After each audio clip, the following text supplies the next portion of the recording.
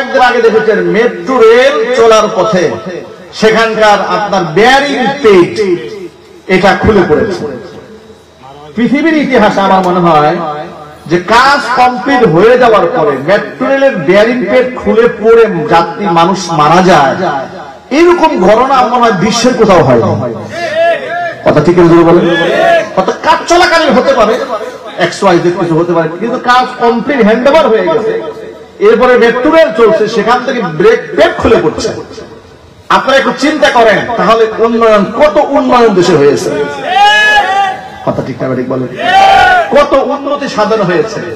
আর যদি আমরা এই সমস্ত দুর্নীতির বিরুদ্ধে কথা বলতে যাই, তখন কিছু লোকদের মন খারাপ হয়ে যায়। হুজুর কোরআনের মাহফিলে আসছেন, আবার এখানে রাজনীতি শুরু করলেন কেন? আমি ভাইদেরকে বলি, প্রিয় ভাই, একজন আলেম ঈমান এবং আমলের পাহারাদার, যেমন একজন আলেম তিনি রাষ্ট্রের নেতা, সমাজের নেতা, সমাজের সমস্ত অসঙ্গতি আপনাদের সামনে তুলে ধরবে, যাতে করে এখান থেকে শিক্ষা গ্রহণ করে ভবিষ্যতে আপনার সৎ নেতৃত্ব নির্বাচন করতে পারেন। আমাদের সমাজের মধ্যে দুর্নীতিবাদ বহু নেতা আজকে দেশ থেকে পালিয়েছে। এখান থেকে আমাদের শিক্ষা গ্রহণ করে আগামীতে সৎ নেতৃত্ব আনতে হবে। জুড়ে বলেন ইনশাআল্লাহ। রাজি আছেন তো ইনশাআল্লাহ? যারা চাঁদাবাজি করে না, টেন্ডারবাজি করে না, মাস্তানি করে না, খুন করে না, গুম করে না, এরকম নেতা বাংলাদেশে আনার দরকার আছে না নাই?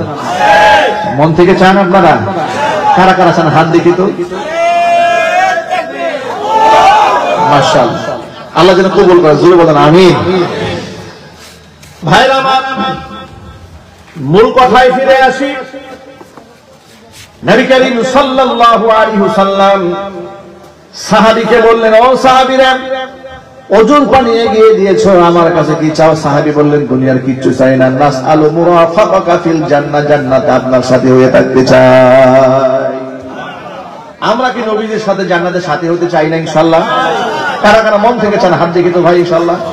আমরা ইনশাআল্লাহ নবীজিকে দেখব, রাসূলের সাথে আমরা জান্নাতবাসী হব। বলেন না ইনশাআল্লাহ? আল্লাহ যেন কবুল করে। জোরে বলেন আমিন। হুজুরের সাথে জান্নাতি হতে গেলে হুজুরের সুন্নাহকে জমিনে বাস্তবায়ন করতে হবে। সুন্নাহ মানে শুধু মুখের দাড়ি নয়, সুন্নাহ মানে শুধু মিসওয়াক নয়, সুন্নাহ মানে শুধু মাথার পাগড়ি নয়, সুন্নাহ মানে শুধু জুব্বা নয়, সুন্নাহ মানে হচ্ছে নবীজির রেখে যাওয়া সকল আদর্শ।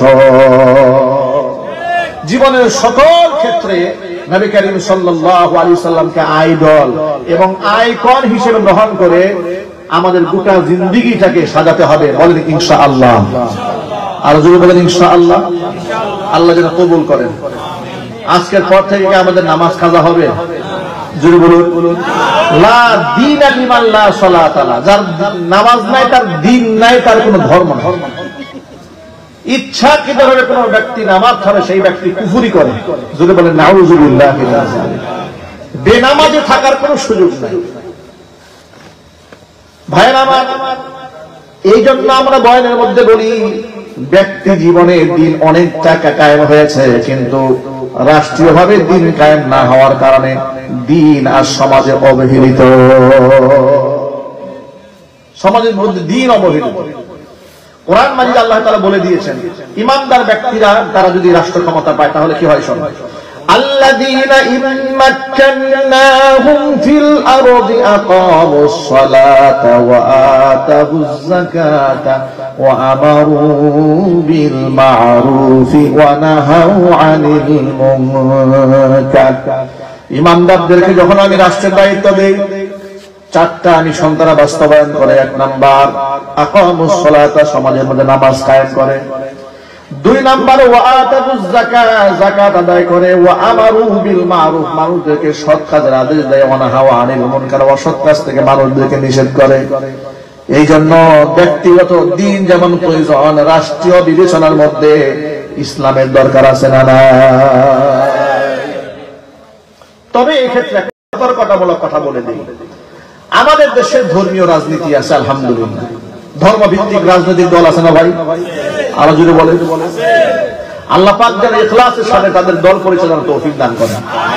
কিন্তু ধর্মীয় রাজনীতি করতে গিয়ে ধর্মের কোনো অপব্যাখ্যা করার সুযোগ নেই। একটা হচ্ছে ধর্মীয় রাজনীতি, আর একটা হচ্ছে ধর্মের নামে রাজনীতি। ধর্মীয় রাজনীতি করা ফরজ, ধর্মের নামে রাজনীতি করা হারাম। ঠিক কিনা বলেন? ধর্মীয় রাজনীতি করতেন, যা আপনি আপনার ব্যক্তি জীবনে ইসলাম সাজিয়েছেন। আপনি চাচ্ছেন আল্লাহর কোরআন যা বৈধ করেছে রাষ্ট্রীয়ভাবে তা আইন হয়ে যাক, আল্লাহর কোরআন যা অবৈধ করেছে রাষ্ট্রীয়ভাবে তা নিষিদ্ধ হয়ে যাক। ওই মিশন নিয়ে সুন্নাহ মোতাবেক আপনি ধীরে ধীরে আগাচ্ছেন। কিন্তু আপনি ধরেন একটা মার্কা নিয়ে দাঁড়ালেন, আপনি এইবার লোকদেরকে ইসলামের সুন্দর সুন্দর কথাগুলো শোনান, যে ইসলামের যেমন বিচার ব্যবস্থা আছে, বর্তমান যে বিচার ব্যবস্থা সেখানে কি ইনসাফ আছে? আরো যদি বলেন, বর্তমান যারা জেনা করে, ব্যভিচার করে, তাদেরকে প্রকৃত শাস্তি বাংলাদেশে দেওয়া হয়? দেওয়া হয়। অনেক কুফরি আইন আছে বাংলাদেশে। বিবাহ শাদী ছেলেদেরকে করাতে যাবেন, মেয়েকে দিতে যাবেন, বাধ্যবাধকতা আছে। 18 বছর হয় না আপনি বিবাহ দিতে পারবেন, 21 বছর হয় না আপনার ছেলেকে বিবাহ করাতে পারবেন। এগুলো সব কুফরি আইন। কি আইন যদি বলেন ভাই? কুফরি আইন। অত ইসলাম এই ক্ষেত্রে কি বলে দিয়েছে? ইসলাম বলে দিয়েছে ছেলে মেয়ে বালেগা হয়েছে, উপযুক্ত পাত্র পাত্রী পাওয়া গেলে বিবাহে বিলম্ব করা যাবে না। কারণ মানুষ যখন এই দেহের যেমন শারীরিক ক্ষুধার চাহিদা থাকে, মানুষের জৈবিক চাহিদা এটা সৃষ্টিগত ভাবে আল্লাহ পাক মানুষের দেহের মধ্যে দান করেছে। আপনি যদি সঠিক সময়ে সঠিক ব্যবস্থা, বিবাহের মতো পবিত্র বন্ধনে এদেরকে আবদ্ধ করতে না পারেন, তাহলে এরা অবৈধ জায়গায় গিয়ে যৌন চাহিদা মেটাবে। ঠিক না বেঠিক জোরে বলেন?